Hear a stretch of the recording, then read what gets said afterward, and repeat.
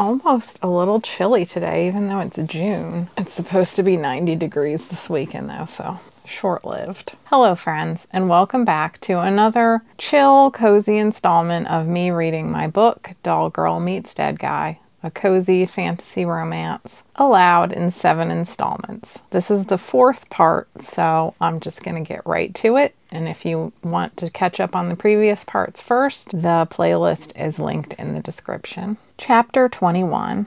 Sorla finally slept well once she saw that the guard was satisfied with the mere fact that the general ate a piece of pie.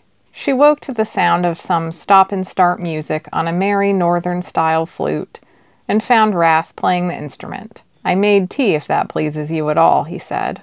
"What passes for coffee these days is too awful, so I'm trying to adapt." Sorla sniffed the spiced scent in the paw on the kitchen table. "I wish it pleased me more, since half the pleasure of tea seems to be feeling it warm you up all through, but it smells delicious, so if you don't mind, I'm happy to share it." "Of course.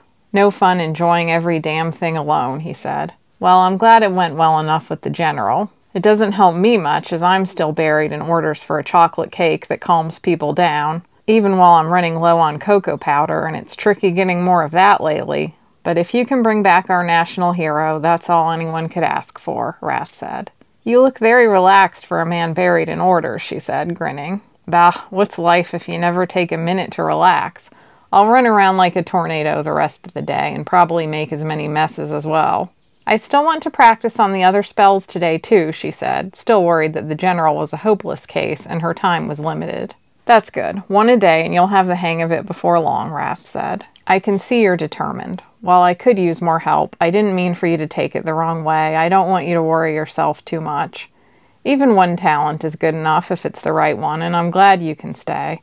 I could see how heartbroken you were when I thought you might have to leave." Although her new boss could be rough around the edges, now she could see he was a softie on the inside. And this entire time he hadn't made any fuss over her being a Finarlem, except to warn her off of the main royal bakery. "I try not to worry too much," she promised him. "I just wanted a chance, that's all. Now that I have one, I'm sure I can get somewhere." There was a knock on the door. "Shall I answer it?" she asked. "Go right ahead. It's nice to have a young lady about the place again. No one wants to look at this ugly old face." Sorla opened the door, and a young man, his reddish hair pulled back in a ponytail and thin scratches lining his arms, held up a basket of pale blue berries shaped like tears. "Is Wrath around? I have wares today." "Ah, Banar, is that the first batch of snowberries? And so many, too." Wrath was still hanging out behind her, unable to contain himself. "What do I owe you?" "5 elan." Wrath whistled, but he produced the coins. Then, just when Sorla thought she was going to stay ignored, he put a hand on Sorla's shoulder. "This is my new assistant, Sorla. She might be handling the transaction some days. It's her first proper day of work, but I have a good feeling about her." "Welcome to the neighborhood," Banar said. When Wrath turned to get the coins, the berry seller whispered, "It's customary to tip the delivery boy 50%. "Don't listen to him," Wrath barked. "These are the perfect thing today. Do you know what they say about snowberries?" "No?" "When Valimir gets sick and tired of winter, she cries, and her first tears are these berries, when they show up on the mountain." "The goddess cries?" Sorla asked. "Well, of course she does. We all need to now and then." Sorla had lived among the Miralem for years now, but she was still surprised by some of their stories. Although she didn't really believe in a goddess who said and did all these things, the stories charmed her, especially the shocking idea that everyone should cry when they needed to, which was the opposite of everything she'd been taught. The snowberries were clean and only needed a few leaves and twigs picked out of the basket, and she immediately set to making pies out of them. A little later in the morning there was another knock on the door, an older woman who wanted pastries that made everyone calm for a wedding between two families who didn't exactly get along. "It's all so stupid, and I'm just not having it," she said. "I want something cheap because they all stuff their faces at every opportunity." The lady was beautifully dressed in a long tunic of pink silk trimmed with silver fur and a gold necklace. Sorla was amused to hear her bitch on and on about her annoying relatives, especially since she was actually talking to Sorla and not over her like a servant. "The nobility has all the same ridiculous problems as anyone else. But they do look finer when they talk about them," Wrath said. After that, when Sorla had just slipped the pies in the oven, Marivel, the basket maker, wandered over from a few shops down. He was one of the rounder people she'd ever seen, immediately leaning on Wrath's counter with a smile to Sorla. "That the new assistant, old boy?" he said to Wrath. "Aye, that's Sorla. Are you the one making that delicious, diabolical smell of snowberry pie?" "That's her." "Temptress!" He cackled cheerfully and asked her, "How have things been around here, Miss Sorla?" "Very good. I'm excited to have a few berries because that means loads of berries will be here soon." "I don't want summer. Ugh, too hot." Marivelle fanned himself just thinking about it. "I'm the one working around ovens, you poor melting tub of lard," Wrath said. "You rangy old fire demon," he sniped back. "You know, every summer he gets a sunburn by choice," he told Sorla. "I'm actually only 20 years old, but this is my skin," Wrath joked. They gossiped for a little while in a very innocent sort of way that made for a pleasant backdrop while Sorla attempted to make the order of the nut buns for the contentious wedding. Wrath said she could try, and he would make some as well, and if they ended up with 2 batches, it was all the better. By the late afternoon, she had a failed, if delicious, order of nut buns, a beautiful snowberry pie with the top crust decorated in a floral pattern, and a general sense of failure. Sorla was not accustomed to failing and was struggling not to take it badly, her mouth refusing to form anything but a tight little scowl. "Don't be too hard on yourself about the nut buns," Wrath said. "That won't do you any good. Magic takes time to master, and tomorrow is a fresh day." "But why should I be any better at it tomorrow than today? I don't understand how I can have magic to feed the dead, and the buns don't have anything. I'm missing something." "All that really matters is getting the pie to General Froscar," he reminded her. "You'll have a job for life if you can manage that."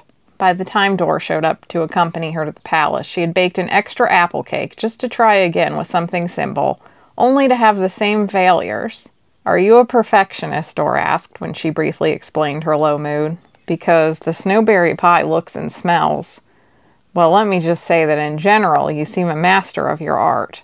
"Art," she fretted as she ran her hands down the dog's face and scratched her ears. Blueberry immediately climbed onto Silk's back to dig in her fur for fleas. "Magic is art. I just follow recipes.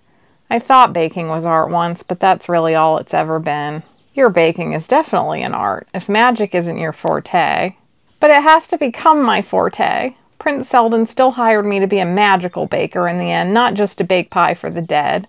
I'm just a Finarlum, and if I slip up, I can't bet on getting hired elsewhere." That really was what stung. She couldn't stand the idea of confessing her failures to Seldon when Wrath implied there was no place for her at the non-magical bakery. Sorla was well aware that not many Finarlum got this kind of opportunity. If she failed, it felt like a failure for her entire race. "But the job you're doing is still important. If the prince fires you, I'd hire you to be my cook." "You mean your personal servant?" She bristled. "I mean, getting a job like that has never been difficult for Finarlum, but thanks anyway." "I didn't mean it like that," he growled. "I mean if the prince doesn't appreciate the talents you do have, he is a short-sighted fool. He's already gone far above and beyond what any other prince would do for a Finarlum girl who lives 2 or 3 days' ride away. It isn't his fault if the entire world doesn't arrange itself for me, and at least he never suggested I be his personal servant," she growled back, and then she immediately regretted it. "He was trying to make me feel better." He went silent now, his expression chastened. She hadn't really meant to attack him. She was just worried about her future. It wasn't like her to take out her moods on anyone else. Yesterday they had achieved some peace, and now it had gone all wrong again. And they arrived at the palace, the guards quietly waving them in, so there was no time to muster an apology. "What is this? 2 pets now?" asked the female guard, who seemed to be the leader, noticing the dog. "This is my dog, Silk, another visitor for the general," Dor said. It's hard not to feel something in the presence of a pet, particularly one as lovingly ridiculous as this. Dor is really taken to the dog, despite all his grumbling, Sorla thought. And she hated how charming she found this to be. Well, see how he reacts. Be careful, both for the general's sake and the dog's. Sometimes he is unpredictable." The guard opened the door. Sorla's heart sank when she saw the flowers she'd brought for General Froscar were dashed on the floor, and he was in bed, eyes open, otherwise as still as a corpse. Dor took the lead, nudging just ahead of Sorla and her pie, getting annoyingly protective again. He kept the dog on a short leash. "Euston," Sorla said, "I brought you another pie. What was wrong with the flowers?" "You tricked me yesterday," he said in a dull voice. "You're just like the others, trying to convince me to live the life of a dead man." "I'm sorry. Undead. When has anyone ever wished to be anything?" The dog was straining at her leash, whining, wanting to sniff at the general. "Just go," he said, crossing his arms and turning toward the wall. "You told me you wouldn't destroy the flowers," Sorla said, gathering them back up, although the poor crocus blossoms were crushed and torn now. He glanced over his shoulder, and Sorla couldn't help thinking that if he really wanted them to leave, he would just stop talking. "As soon as you left and I could have a calm moment to think, I knew you had been sent to trick me. This is unnatural. The goddess called me home to have some relief from this impossible war. I can't win it for you. No one can."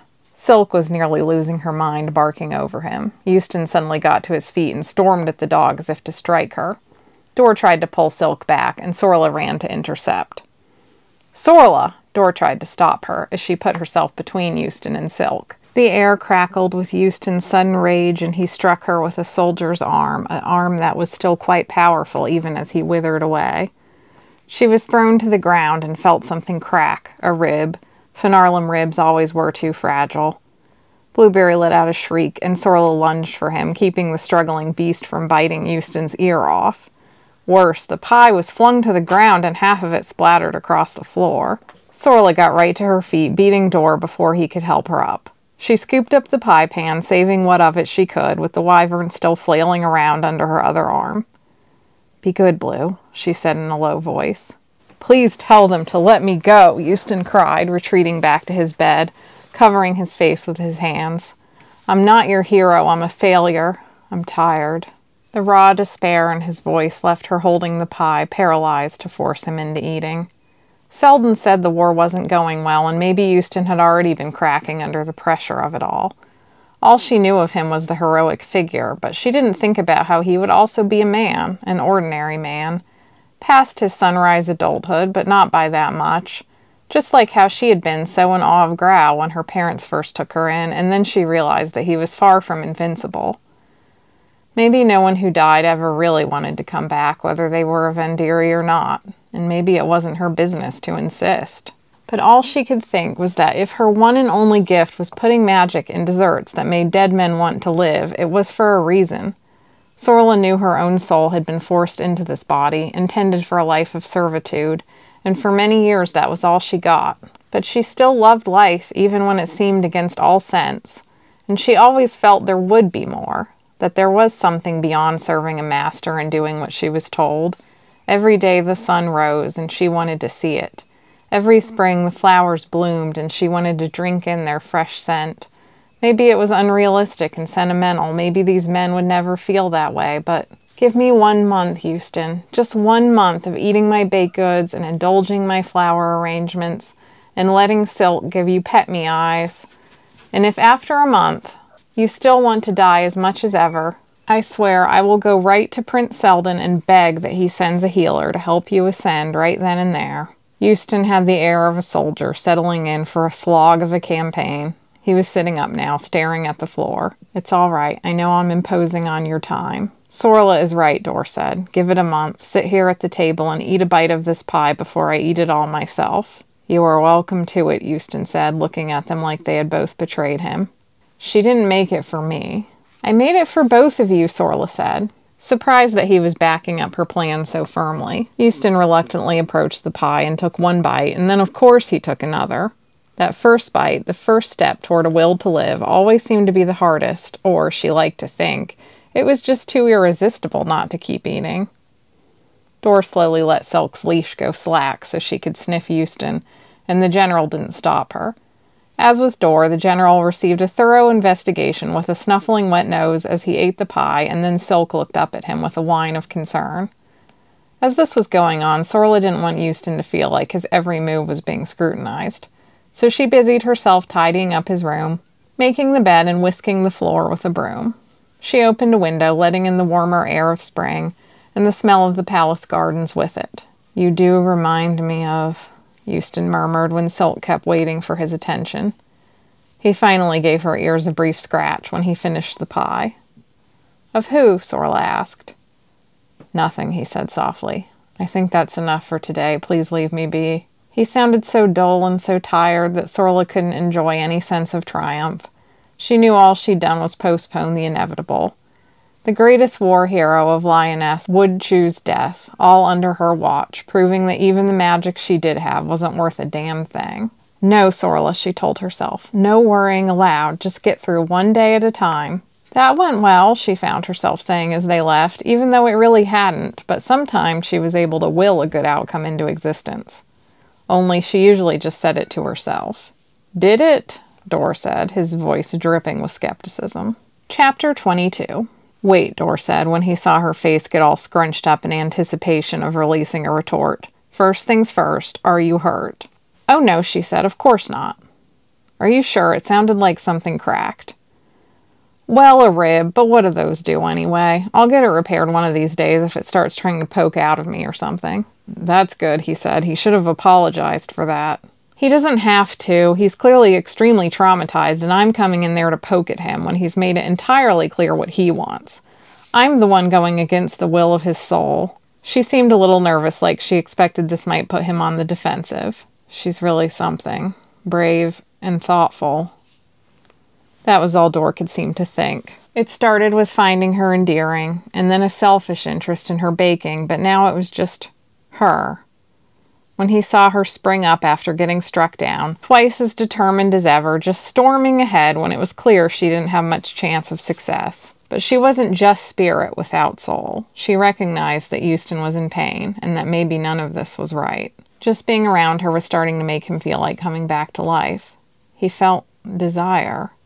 It was more than physical, although he was afraid some of that physical desire was starting to creep into the mix. It was the anticipation of seeing her again tomorrow and the next day. But what does all this mean for me? Do I want to live for the sake of wooing this girl? And what would that mean? It wasn't exactly taboo to fall in love with a Finarlum, but as a Vendiri Daramon, he did need to be careful. The Colonite Daramons had created Finarlum like her to serve their needs and desires, and he was wary of courting her because he never wanted to sound like one of them. But perhaps even more than that, he didn't want to be touched, to be seen. He didn't want to share this experience with anyone, the scars, the misshapen body, and all the memories and nightmares that went with it. But I want to keep her in my life. That's all I know. And if she is in it, it will be a life after all, somehow. "I think Silk needs a walk," he said. He wanted to draw out the time with her, to try and explain himself a little better. Not his feelings, spirits no, but at least that he was on her side. He couldn't ask her out for coffee or tea, since none of that appealed to him, and she would see right through it.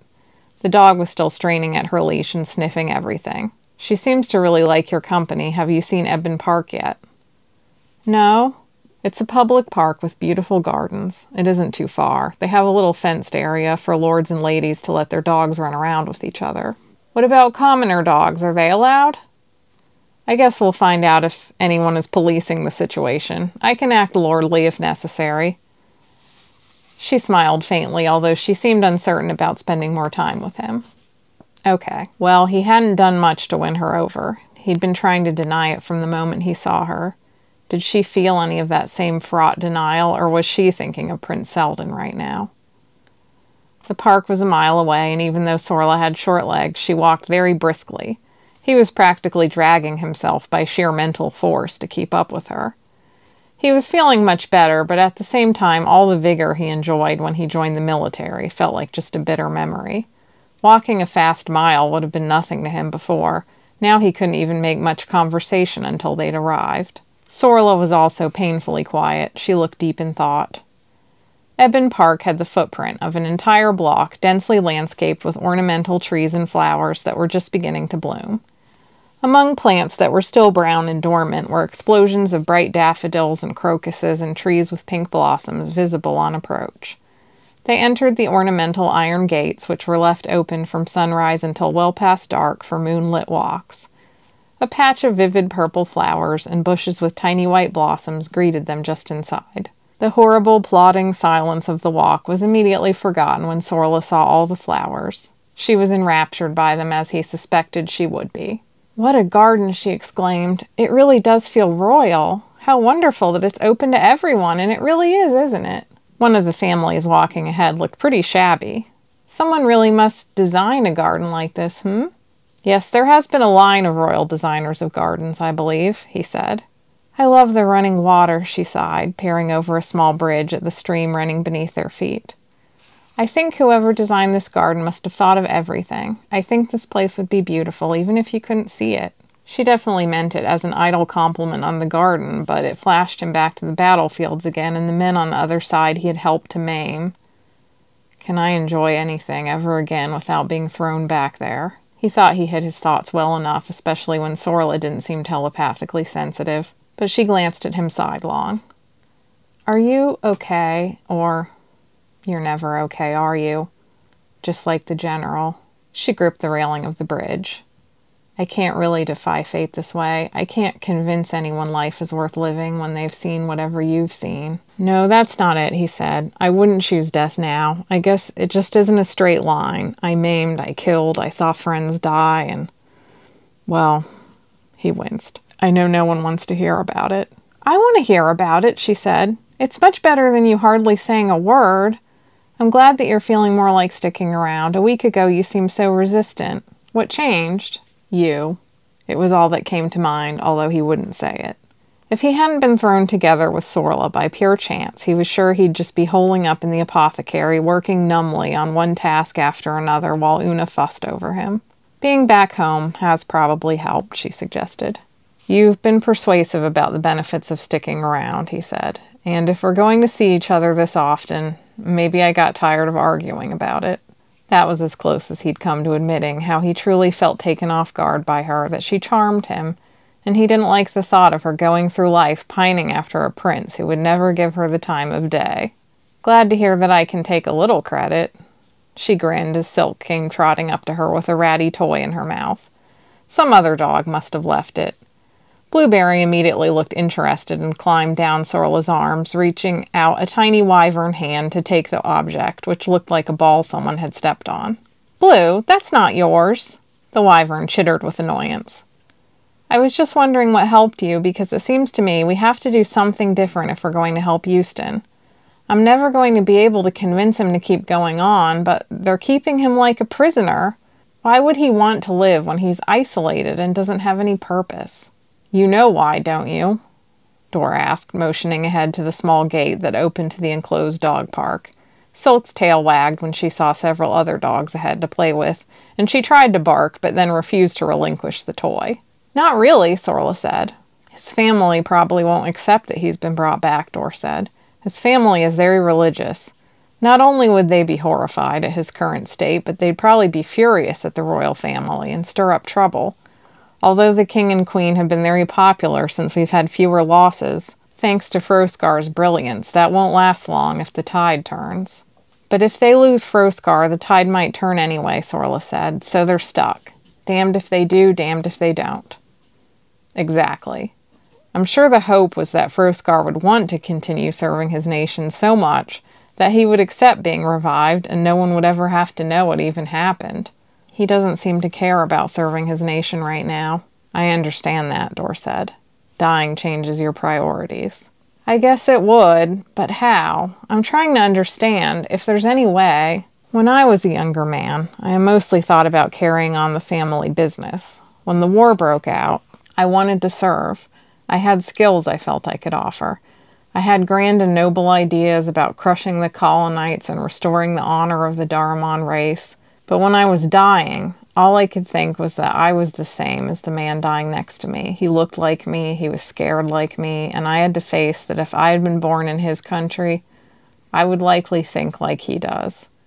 It felt like nothing had really mattered. That, in fact, I had just been a cog in a big torture apparatus, following the whims of leaders. All that seemed to matter in the end was the handful of people I had loved.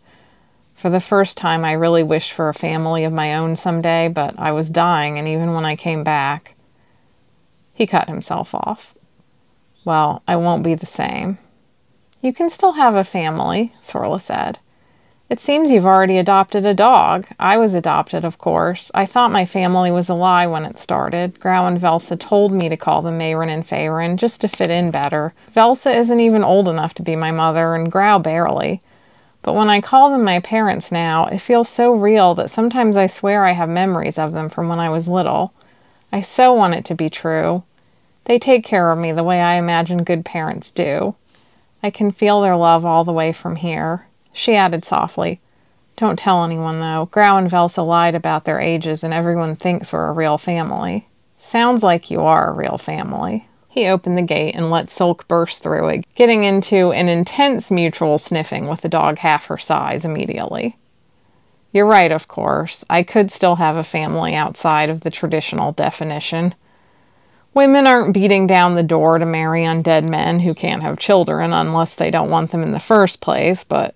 He realized he was rambling now, doing a bumbling dance around the burning thought of her and steering the conversation into the most awkward places possible. "I really am terrible at this courtship thing." "I'm sure some woman who likes tall men will come along eventually," she said, and he couldn't remotely tell if she was teasing him or just swatting him off like a fly. "I've heard tall men are very popular," he said dryly. "I think it's a little inconsiderate to block out the sun." "I'll try not to get between you and the sun," he said, trying to keep up with what he hoped was flirtatious banter. "Thank you. Blue, don't eat that. Fates, whatever that is, it's long dead." Sorla rushed to try and pry a rotting rodent out of Blueberry's mouth, while Silk bounded over to see what her friend had found. "Rock! Rock!" Blueberry protested vociferously over the loss of his treasure. Sorla fished a little ball of dough from her apron pocket and fed it to him to shut him up while she said, "Well, anyway, if what you're saying is true, and it seems to be, then we can't reunite Euston with any of his family to convince him to stay. And clearly his status as a war hero isn't moving him. Treats and flowers, I'm not naive enough to think that will turn him around either. They're just buying me a little time at best. But there has to be someone he loved so much that he would live to see them again or to make them happy, or is there? Some of us are just alone. Some of us." She knew how it felt. She had been alone. "Sorla," Dor said, "your own will to live was hard won, I suspect.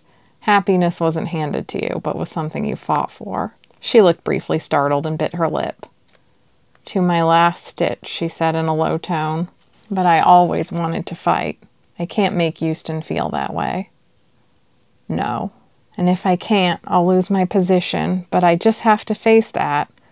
I have 1 month to figure out if there is anything Euston really wants to live for, and if not, I'll just have to let him go.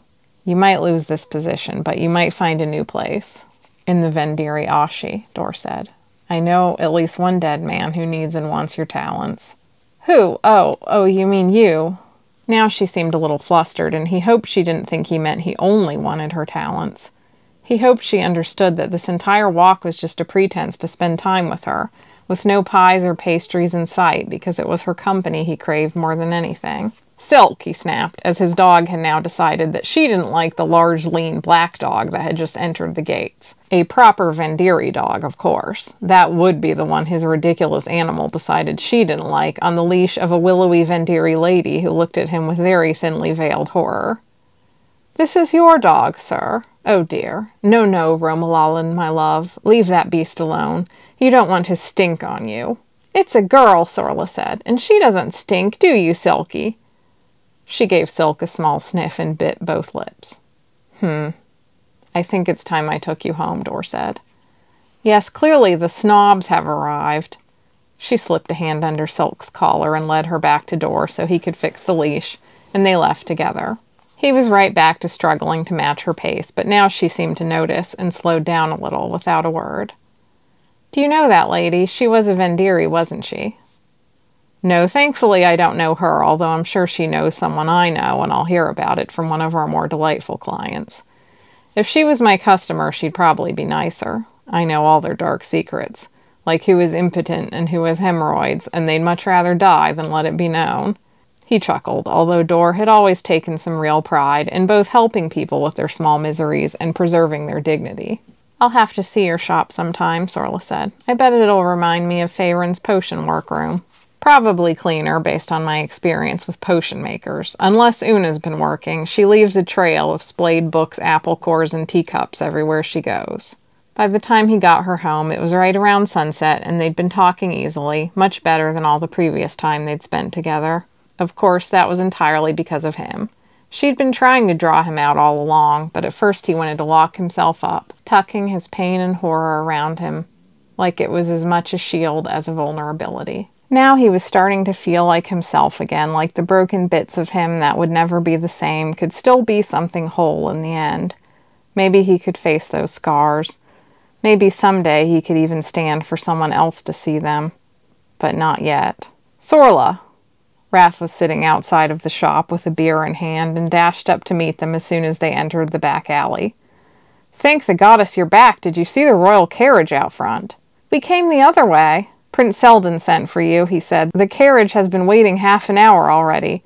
I was about to attempt a telepathic signal. Oh my, and I guess I don't have time to change either. Not that I have any super nice clothes. I'd better just go right now. You can watch Blueberry until I get back, can't you?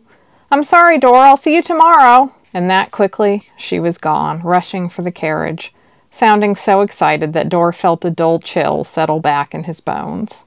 Chapter 23. Welcome, Seldon said, greeting her carriage outside, as if he'd been waiting for her. I apologize for the summons on short notice, and my general absence. It's fine. I'm sure you've been busy. Sorla immediately noticed how exhausted he looked, so much so that she found herself wondering if he had also died and was keeping it secret. She still wished she had a nicer dress, but thank goodness she'd still been taking the time to twist her hair in damp rags at night to curl it, even as busy as she was. I've been trying like blazes to get a moment alone with you to talk, he said, and I finally managed it. It's not easy. You deserve a proper dinner invitation, but not all of the noble families would accept a Fenorlum at the dinner table. Of course, Sorla said, but he did have a way of making her feel awkward.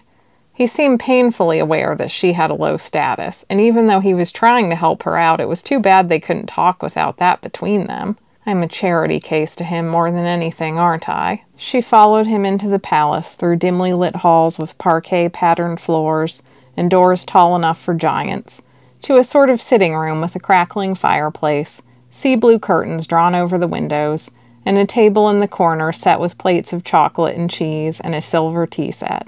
For some reason it would be scandalous to have you for dinner, but I can have you over for snacks, he said with humor. If this is what you call snacks...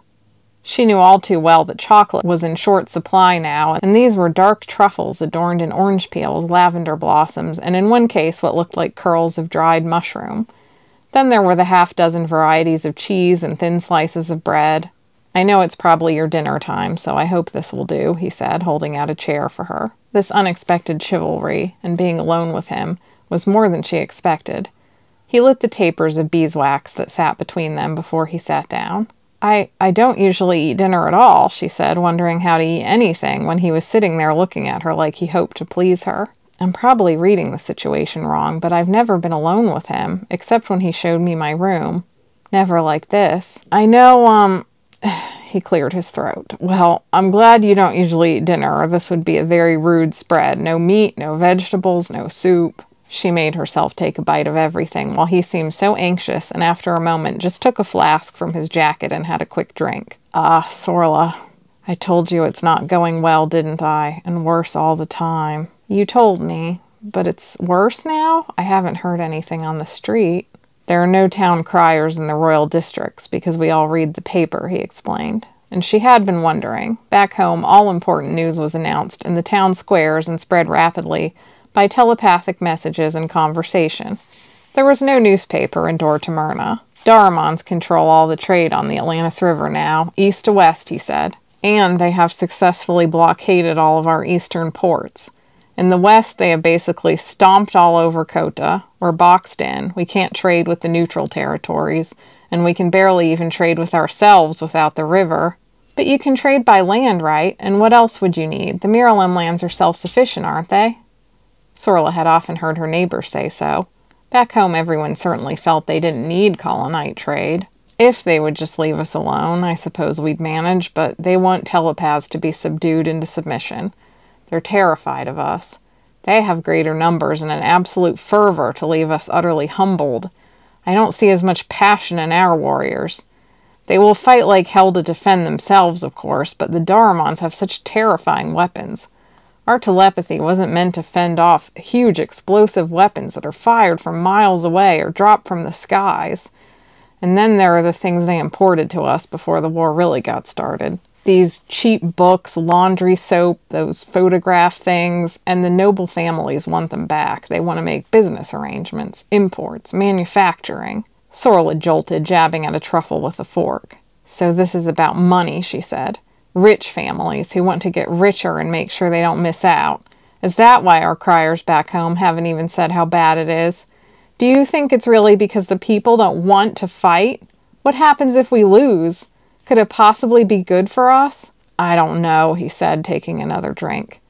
My brother would never have given in, but he's dead, and my parents feel that the colonites have taken enough losses that they would accept a peace treaty. Under what terms? Do you know? Sorla asked a little frantically. And what does this mean for me and my people? Colonites think we are born to be slaves. If you kowtow to them, where can we go for safety anymore? I understand everything you're thinking, Seldon said. Sorla, I want to protect you, but I'm only the prince. My mother and father are still the rulers. But I promise you and your parents will always be safe. I don't just care about my own self, Sorla said bitterly. The colonites are wrong, and I don't want to see a world where they win. It can't be true. It's just too wrong. Seldon stood up, shoving his chair back, and to her astonishment and some embarrassment, he knelt in front of her. I have no excuses, Sorla, he said. You're right, and I agree with you. We need to protect the Finarlem and the integrity of our own people. We don't need nor want what the colonites are offering. That is my opinion to anyone who asks, but you don't rule, Lioness, Sorla said gently. Get up, though. I can't handle it. You don't have to kneel to me. He looked up but didn't stand. He met her eyes with all his exhaustion. A streak of terror jolted through her. She thought he meant to touch her? Kiss her? Say something he shouldn't? He stood up now, abruptly breaking the spell, and she thought she must be losing her mind to her runaway imagination. Now he paced, swigging from the flask again.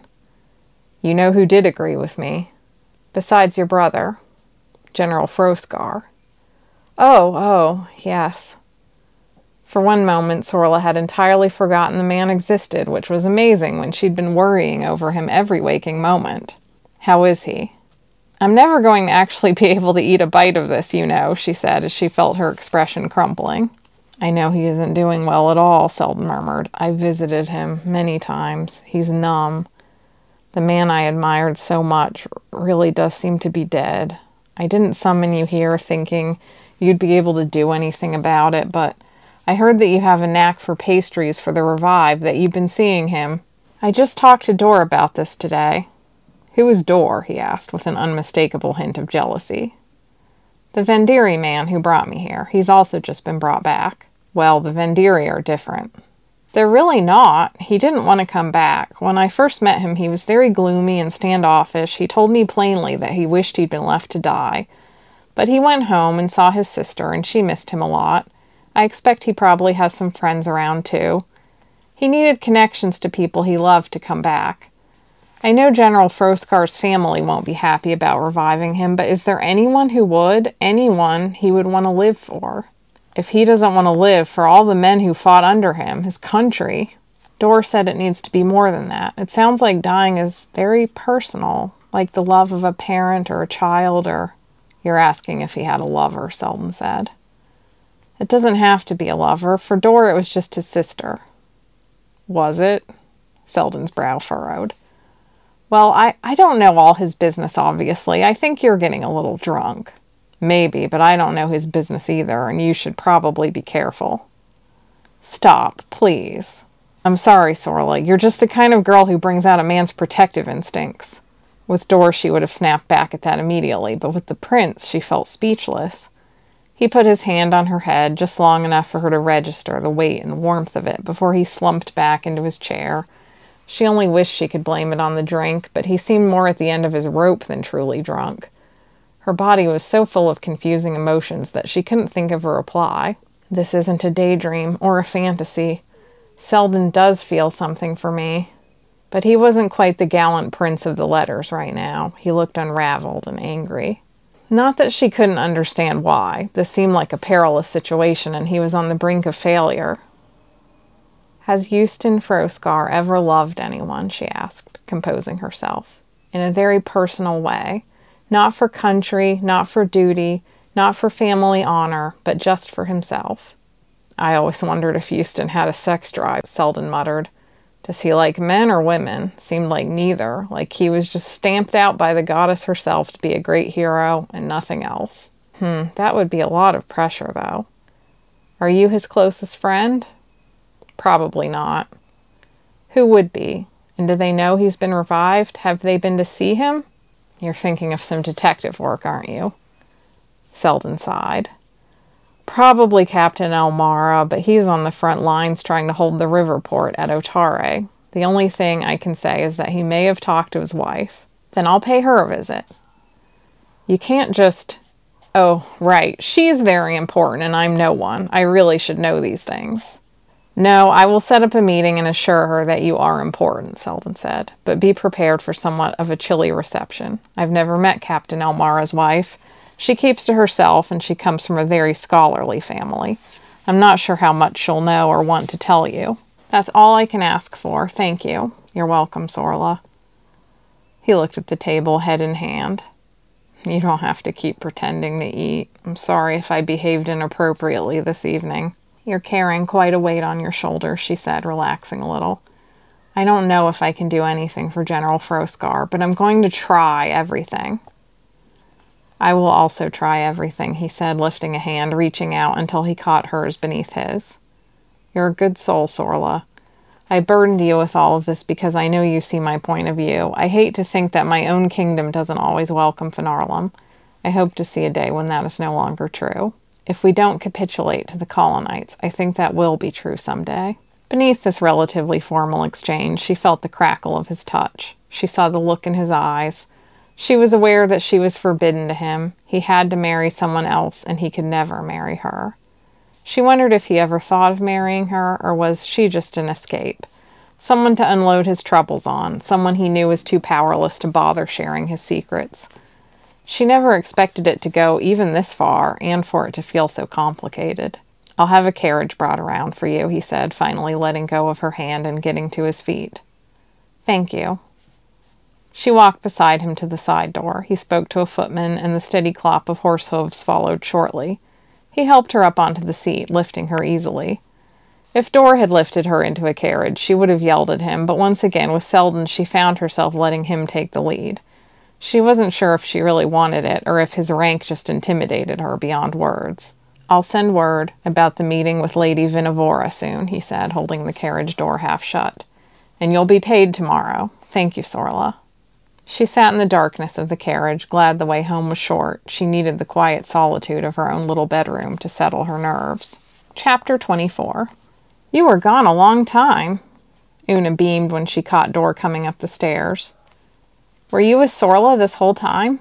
"I took Silk to the park for a walk, and she's exhausted," he said, sidestepping that question. "I'm gonna let her sleep in my room tonight. I think she's lonely out there." "As long as she stays in your room. The cats were here first." "I know. I won't upset Grissa." "She's an old girl," Una agreed. "Well, I was just going to have dinner alone with a book." She was holding a book bound in black leather from the circulation library, simply titled My Death, which sounded like the last story in the world Dor wanted for a read-aloud. "We could bet on some bones," he said. "Ooh, yes, if you don't mind me stuffing my face at the same time." So they had a decent evening gambling spare coins. Before the war, they would have invited their friends, but all of Dor's friends were away fighting, or else they had died, and Una knew better than to invite a pack of girls over without the young men to balance them out. It still wasn't a bad night, with the cats meandering down to ball up beside them, enjoying the fire Dor built, as the spring nights were still cool. In the morning, he felt mentally prepared to face a dreaded task. He needed to bathe. It was claimed to be a perk of being undead to have cool skin and not sweat much, and that did seem true enough that he had gotten away with merely washing his hands and face at the basin for many days. Besides, he now seemed to smell not of living sweat, but of herbs, like the tonic. Either way, he wanted to scrub it off. He had been trying his best to pretend his old body was still there, or perhaps that he didn't have a body at all and was just a spirit embodying a set of old clothes. He heated the water and drew the bath himself before the house stirred. He ran his fingers through the hot water, and it was the perfect temperature, beckoning his aching body. He pulled off his gloves, showing his mismatched hands, and took a ragged breath before unbuttoning his shirt. The stitches were still in his skin. He'd have to get them out soon. He was fairly well healed, but spirits, his shoulder. It was even more of a mess than he'd thought. His arm had been swapped all the way to the shoulder socket, with flaps of skin sewn across his collarbone and the back of his shoulder. At first he could hardly tell where his body ended and Lorvaran's arm began because there was so much scar tissue. He couldn't exactly remember what had happened in the end, just that there was an explosion that threw him onto the ground. Clearly it had gotten his right arm and leg. As he stripped off his trousers, he saw the same mess of scarring around his hip and stitches at the top of his leg. Well, not that it was his leg. It was quite obvious that half his limbs didn't match. The skin didn't match. The friend whose arm and leg he now wore was a little shorter and a little broader. When they stood beside each other, Dor was perhaps 2 inches taller. But now that Lorvaran was a part of him, it was all too obvious that he had stolen his friend's body, taken the hand that had touched people Dor would never know, possessed skills different from his own. But with every day that passed, they belonged more and more to him. He was adjusting to them, possessing them. Lorvaran was gone, and he was here. Dor sank into the hot bath, and as the hot water soothed him, he felt tears in his eyes. "Spirits, I'm sorry. It was me and not you." He knew he hadn't really stolen anything. He knew the battlefield mages had just tried to save everyone they could. A man too far gone might save another. All Vendiri understood. This was the pact. "I just never thought this would happen to me, especially not this pieced-together life." Dalaran told him his friends went to some trouble to save him, and he knew that was true. He could imagine how hard they must have worked, probably late in the night, to carefully cut him and Lorvaran up, and figure out how to stitch him together, trying not to lose too much blood, and then the even harder work of knitting bones together with incredibly taxing sorcery. Dor had never imagined anyone would think he was worth the trouble.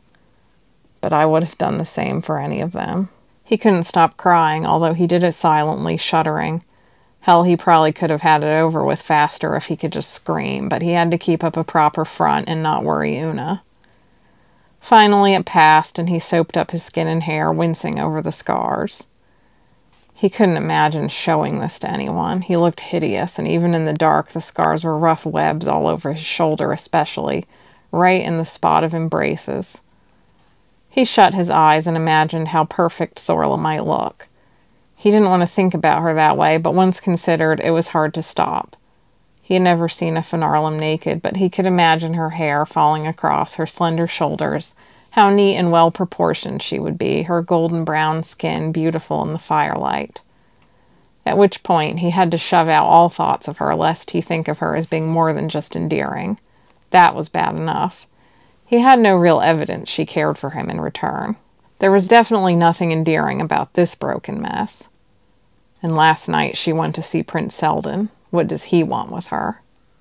He took a deeper breath as the hot water relaxed his muscles. Sorla had made it clear she didn't want to be protected, as if he thought she couldn't take care of herself. She would only get angry at him if he tried to warn her about the prince again. Even if she doesn't care for me, no good could come of her spending too much time with the royal family. She'll never get the respect she deserves unless Seldon was willing to give up his position for her, but then he would be abandoning his people. Dor would almost start feeling bad for Seldon if he thought about it for long, so he rinsed himself off and got dressed to open the shop. It was still early, but he could start mixing orders. He went to open the windows and flipped the sign and saw an envelope pushed under the door, addressed not to the shop in general or his parents, but specifically to him. There was no indication of the sender until he opened it. "Dear Mr. Tonden, we would request that you cease your visits to General Froskar as of today. This job was intended for Miss Sorla Thano, and it is of a sensitive nature, so it is only by a misunderstanding that you ended up coming along. The General is very distressed by Vendiri and doesn't wish to see you again. I do thank you for your generous attempt to help him, and we are pleased to continue your contract for the rejuvenating tonic. Best regards, Mirasa Bellin, Chief Guard." What in curses? Dor growled to the empty room. Was it a coincidence this letter came after Sorla visited Prince Seldon last night? Did Sorla ask for me to stop accompanying her? She wanted me to butt out of her business. He crumpled the letter in his glove, wondering if his return to real life was just a sham, if it was all based around one girl who didn't feel the same way he did. Una had been laughing last night. What kind of brother was he if that wasn't enough? If he had to have the love of a girl he'd just met? Ridiculous. Hell, maybe I can even choke down some normal food today instead of paying her a visit. The door opened and Vari rushed in. I'm sorry I didn't pick up the potion when it was first ready, he said, looking flustered like he'd run all the way from his house. It's all right. They don't spoil, or certainly not that fast. It's here waiting for you. I'm glad I opened early. Everyone said you'd been opening early. Can't sleep? Not that well, and I got on a sunrise schedule in the military. Yes, that's why I'm up, too. We ride out tomorrow at dawn. I'm finishing my last errands, last goodbyes. I was scared shitless, too, if it helps. Dor handed over the potion. I appreciate the lie to make me feel better. I'm sure you were not. Vari raised an eyebrow. All right, that's true. I was excited, but I should have been scared shitless instead. Vari looked faint, but he clutched the potion in one hand and said, Well, I'm going. If everyone else can muster the courage, I don't think I'm any less required to defend my home.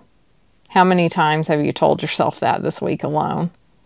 Dor smiled a little, hoping to put him at ease. But you're right, Lioness isn't perfect, but it is home. It certainly is to me, Vari said. Hopefully if something does happen, I'll be as lucky as you are. Be careful what you wish for. Why? You look good, Vari said. If you are worse for wear, I can't tell. That's because I'm standing behind a counter. I don't want to give you nightmares, but half of me aren't the parts I was born with. Oh, wow. Vari just looked impressed. The little twit, Dor thought, suddenly finding him as annoying as Una did. I mean, that is truly awful, Vari said, but magic is really something. We're certainly lucky to have it. Sure, Dor said, bemused now. He never could stay annoyed at Vari because he was always like this, looking on the bright side, even when it was a huge stretch. He couldn't seem to help himself. Dor hated to think how war was about to shatter his innocence. Well, I've heard a rumor that the Colonites, you know how they've been getting all those magical machines, Vari said, and they claimed it's because they found passage to the Fallen Lands? Supposedly the people of the Fallen Lands barely have any magic at all, that magic doesn't even work there. It's all just devices, moving parts and processing minerals and whatever. If magic didn't work in the Fallen Lands, how could our people even come back after going there, Dor asked. Don't tell me there's a regular carriage service between realms. Vari waved a hand. Yeah, I don't see how that could be true, but it's what they say. I've never trusted they much, Dor said. Well, anyway, it makes me think how glad I am to have magic, or I don't know how anyone would heal up. Also, I have a book for your sister. Just a little thing, you know, if I don't come back, because she kept admiring it in the case. For Una, Dor repeated, as it dawned on him that Vari would only be doing this if he liked Una in some way. Spirits, at least he wasn't the only lovesick idiot around. It's one of the books from the Fallen Lands that they translated and published in Nalim Ima that got out before the war really heated up. He took a book from his coat and handed it over. Maybe it'll make you feel better that you're not this poor fellow. Dor opened it. Frankenstein, or The Sordid Tale of a Tragic Undeath in a World Without Sorcery, Harnessing the Powers of Electricity, he read. Well, that does sound like the sort of book Una will like. Just between you and me, I much prefer the Miralem Dragonic sagas where everyone's so noble. I was so in love with Lyrisetha, the youngest battle priestess. Vari shook his head. But I know Una likes to suffer in her reading material. She does, Dor agreed. Well, I hope you can channel Lyrisetha on your journey south. What do I owe you for the potion? Pay me when you get back, Dor said. And remember that you owe me. Vari understood. He nodded, slow and serious. I'll come back. See you then. The bells on the door rang with finality as he left. Dor set the book aside for Una. She'd be so happy to see it, and so annoyed it came from Vari. He'd enjoy teasing her about that tonight, and maybe she would stop teasing him about Sorla if she got some return fire. He took another deep breath, and his breath was coming easily now.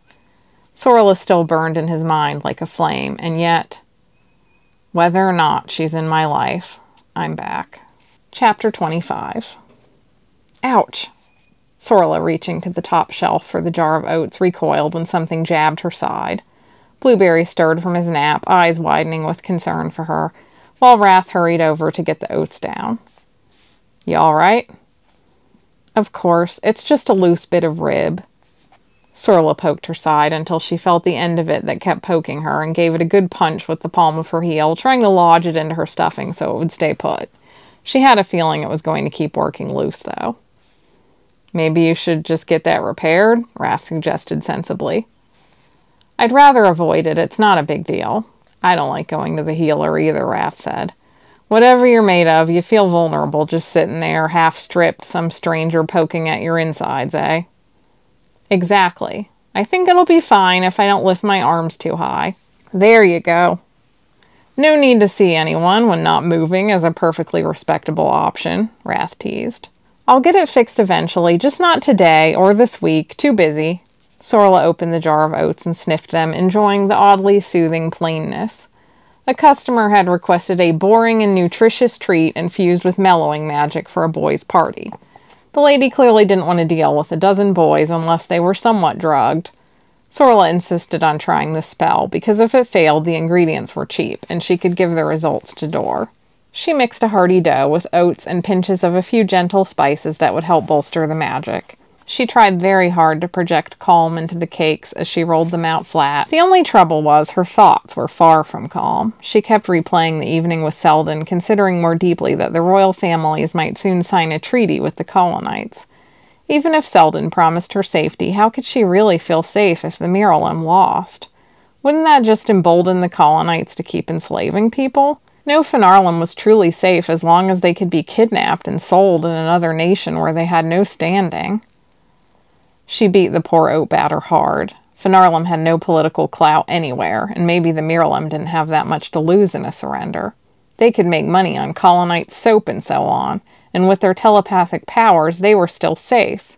No one really cares what happens to us, she thought bitterly. But Seldon did care, the poor man. She believed that he did, but he could only do so much. He had grown up thinking his older brother would rule, and after that terrible assassination, the expectations fell to him. And yet his parents were still the king and queen, and didn't seem to be listening to him at this crucial moment.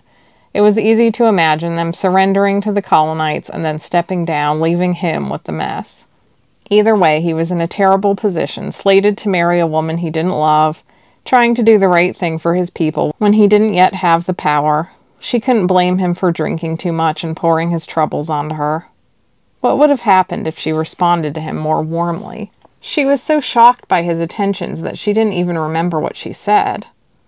But then where would that have led? He always seemed secretive when he was around her, with no servants present. If he loved her, it could never be public knowledge. He might have to lock me away like a concubine. She shuddered deep in her bones at the idea of that, of being kept. It isn't his fault if the world is that way, but I can never accept it, not for any man. Fates, I can't believe I'm even considering all of this. Well... When the oatcakes were done, Wrath broke off a bite and chewed thoughtfully. I hate to say it at all, but there's something real off about this one. There isn't a tingle of calming magic in it, and it's quite tough. Are you sure something ain't troubling you? You don't want to get that rib back in place? Your wages should be coming today.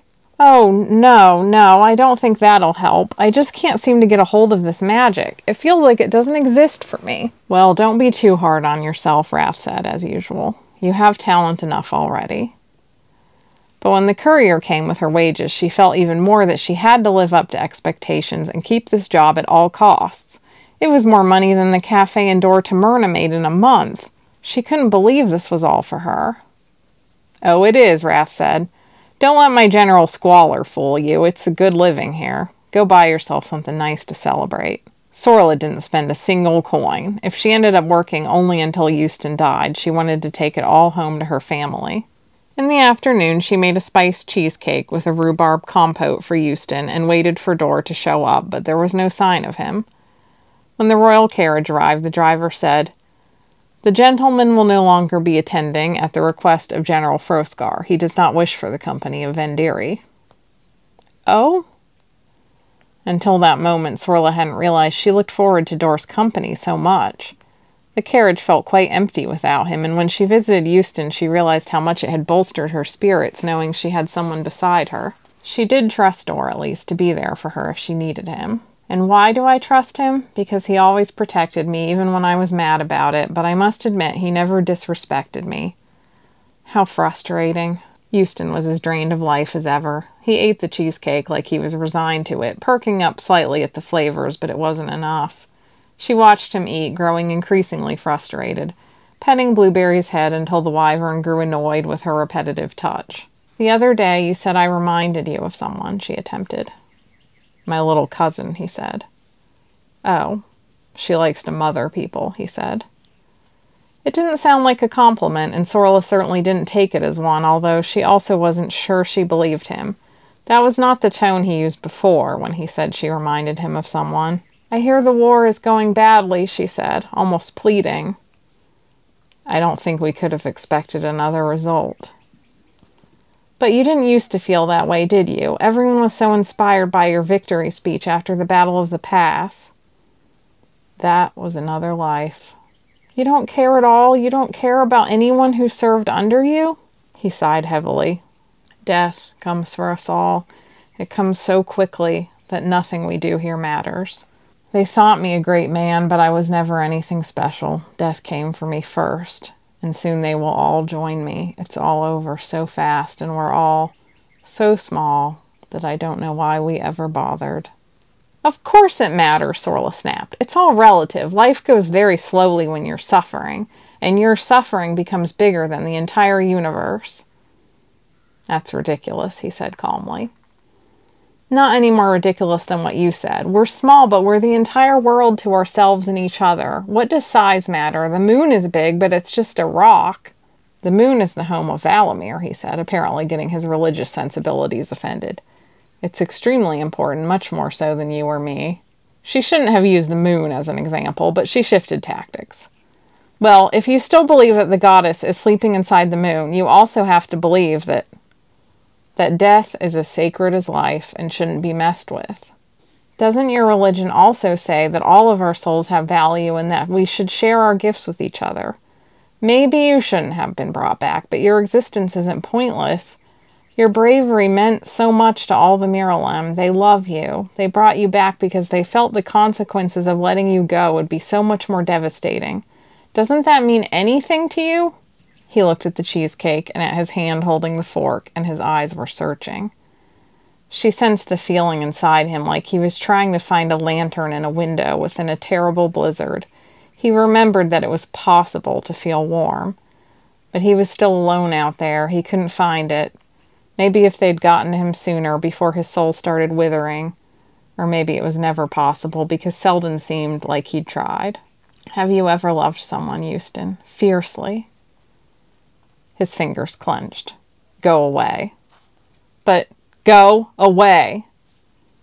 Blueberry puffed up into a striking pose again, and Sorla quickly grabbed him and made for the door. When she slipped out, her mind was still burning, her temples pounding. He actually psychic blasted me a little. Fates, I got him really upset that time, but could he really get this angry if his soul was dead? People with damaged souls didn't get angry any more than they bubbled over with joy. Some of Sorla's fellow Finarlem, when she was at the Finarlem Hire by the Day shop, were like that. Their emotions dulled so that they had no spark in either direction. They were usually the ones hired first because they would do anything asked of them. That was what seemed strange about Euston. He was very vehement for a man with a dying soul, but she had chalked that up to leading an army being very different from scrubbing a house clean. Now she just couldn't deny it. He was furious. His soul isn't damaged beyond repair. He's just shutting out the telepaths. Something happened. All right, that concludes this installment. I don't have a lot of background for this one, if anything else, because I now have to go get ready to go to my local fantasy writer group, so I'm kind of short on time, but it's also very, very middle of the book at this point. But thank you so much for being here. I hope you continue to enjoy the series, and I will be back soon with the next part. Bye.